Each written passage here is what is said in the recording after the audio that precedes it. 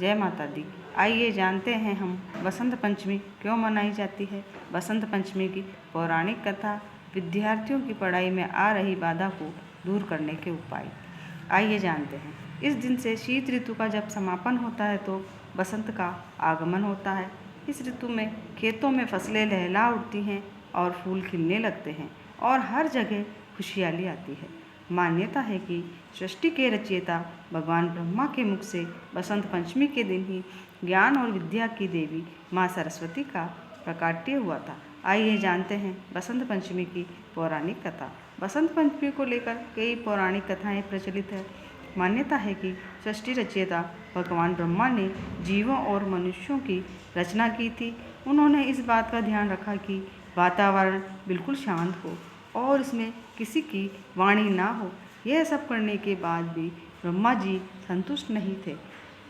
सृष्टि की रचना के बाद से ही उन्हें सृष्टि सुनसान और निर्जन आने लगी।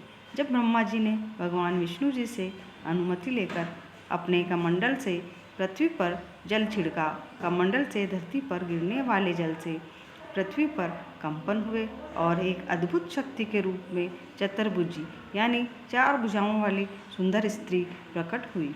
इस देवी के एक हाथ में वीणा और दूसरे हाथ में पर मुद्रा होती है, बाकी अन्य हाथ में पुस्तक और माला थी। ब्रह्मा जी उस स्त्री से वीणा बजाने का अनुरोध किया। देवी के वीणा बजाने से संसार के सभी जीव जंतुओं को वाणी प्राप्त हुई। इसके बाद से देवी को सरस्वती कहा गया। इस देवी ने वाणी के साथ साथ विद्या और बुद्धि भी दी। इसलिए बसंत पंचमी के दिन घर में सरस्वती माँ की पूजा की जाती है। इस दिन देवी सरस्वती को वागीश्वरी भगवती, शारदा, वीणावादिनी, वाग देवी सहित अनेक नामों से पूजा जाता है। छात्रों को बसंत पंचमी के दिन पूजा के दौरान माँ सरस्वती को सफ़ेद चंदन अर्पित करना चाहिए।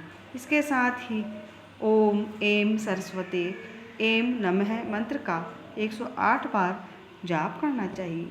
ऐसा माना जाता है कि इस उपाय को करने से जिन छात्रों को पढ़ाई में बाधा आ रही है वह दूर होती है, साथ ही साधक की तरक्की के रास्ते खुलने लगते हैं।